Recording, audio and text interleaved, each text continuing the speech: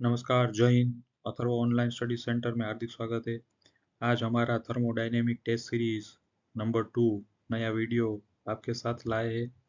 और ये वीडियो बनाने का पर्पस थर्मोडायनेमिक एमसीक्यू क्वेश्चन जो आरटीओ गुजरात मैकेनिकल 2024-25 एग्जाम में पूछे जाएंगे उसके रिलेटेड है। ये एक मॉडल एमसीक्यू सीरीज है। इस टाइप के क्वेश्चन एग्जाम में पूछे जाते हैं। तो आइए आगे बढ़ते हैं। तो जो एग्जाम में पूछे जाते हैं वो थर्मोडायनेमिक टेस्ट सीरीज रिलेटेड है।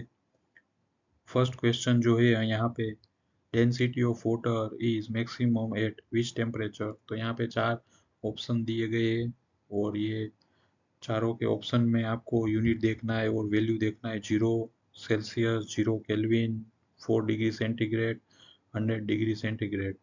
नेक्स्ट क्वेश्चन देखते हैं। Thermal efficiency of diesel cycle having fixed compression ratio with increase in cutoff ratio will option A increase, option B decrease, B independent में increase और decrease depending on other factor। तो ये दोनों question के answer क्या है आगे देखते हैं। तो जो density of water maximum at 4 degree centigrade, तो यहाँ पे सही आंसर है 4 डिग्री सेंटीग्रेड। और जो thermal efficiency of diesel cycle having fixed compression ratio अगर रहेगा तब उसका कट ऑफ रेशियो बढ़ाने से क्या होगा, वो डिक्रीज होगा। नेक्स्ट क्वेश्चन जो थर्मोडायनेमिक्स रिलेटेड है, gas equation, general gas equation कौन सा है। PV equal to NRT, PV equal to MRT, PV equal to constant, PV equal to KRT. इसका आंसर आगे देखेंगे। नेक्स्ट क्वेश्चन देख लेते हैं। Temperature of a gas is produced due to, option A it's heating value, option B kinetic energy of molecules, C repulsion of molecules, D attraction of molecules. तो सही सही answer देखते हैं। तो general gas equation PV equal to MRT रहेगा। The temperature of gas is produced due to kinetic energy of molecules. तो ये इसके राइट आंसर है। Next question, zero law of thermodynamic क्या है। तो ए बी सी चार ऑप्शन दिए गए। तो सही आंसर इसका states that if two systems are both in thermal equilibrium with a third system they are in thermal equilibrium with each other. तो सही आंसर इसका सी। नेक्स्ट क्वेश्चन पूछा गया है, the efficiency of Carnot engine depends on. तो यहाँ पे efficiency किस पे डिपेंड करती है। A option working instruction, B design of engine, C design of size of engine, D temperatures of source and sink. तो इसका सही answer temperature of source and sink पे डिपेंड रहेगा Carnot engine efficiency. A cycle consisting of two adiabatic and two constant pressure process. तो वो कौन सी cycle है जहाँ पे टू कांस्टेंट प्रेशर प्रोसेस और टू एडियाबेटिक प्रोसेस कंसीडर होगा। तो option A Otto cycle, option B Ericsson cycle, option C Joule cycle, option D Stirling cycle. सही आंसर इसका जूल साइकिल। तो जूल साइकिल में दो कांस्टेंट प्रेशर प्रोसेस और टू एडियाबेटिक प्रोसेस होती है। 8 number question, sensible heat is the heat required to, option A change vapor into liquid, option B change liquid into vapor, option C increase the temperature of a liquid of vapor, option D convert water into steam and super heat. तो सही answer इसका increase the temperature of liquid of vapour. Next question जो है, thermodynamics में Carnot cycle is called. Carnot cycle का दूसरा नाम क्या है। A constant pressure cycle, B constant volume cycle, C constant entropy cycle, constant heat cycle. तो याद रखिएगा थर्मोडायनेमिक्स के अकॉर्डिंग कार्नोट साइकिल को कांस्टेंट हीट साइकिल कहते हैं।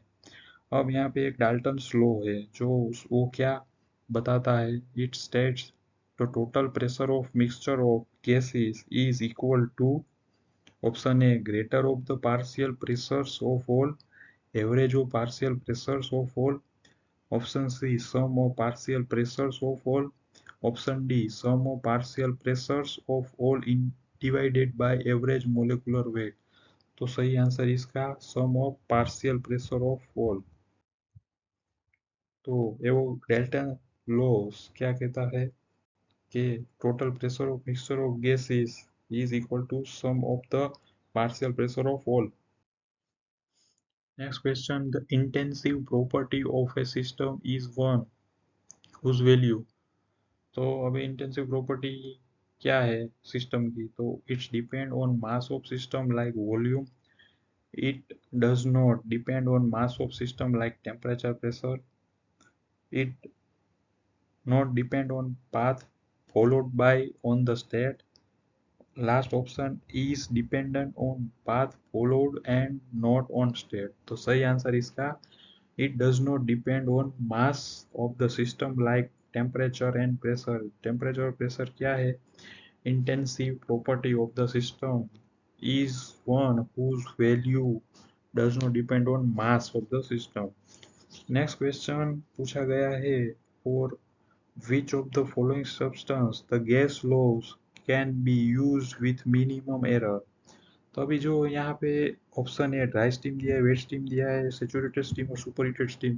तो जो आइडियल गैस और जो गैस लो अप्लाई होगा वो आइडियल गैस के लिए अप्लाई होता है। तो यहाँ पे मॉइस्चर नहीं होना चाहिए, वेट स्टीम नहीं आएगा, super heated steam, dry steam और सेचुरेटेड स्टीम में कंफ्यूजन है। देखते इसका सही आंसर क्या है। तो सही आंसर इसका ड्राई स्टीम है। The gas laws can be used with minimum error, dry steam। Next question, if both Stirling and Carnot cycles operate within the same temperature limit। यहाँ पे कंडीशन है कि दो साइकिल है, वो स्टर्लिंग साइकिल और Carnot cycle same temperature limit पे काम कर रहा है, then efficiency of Stirling cycle as compared to Carnot cycle क्या होगा, ज़्यादा होगा, कम होगा, इक्वल होगा कि डिपेंड ऑन अदर फैक्टर। तो आगे देखते हैं एन आइडियल मशीन क्या है। आइडियल मशीन में क्या होता है, mechanical advantage is greater than velocity ratio, option B mechanical advantage is equal to velocity ratio, option C mechanical advantage is less than velocity ratio, option D mechanical advantage is unity. तो सही answer Stirling efficiency compare to Carnot cycle same temperature limit less than होगा, यानी कम होगा Carnot cycle से।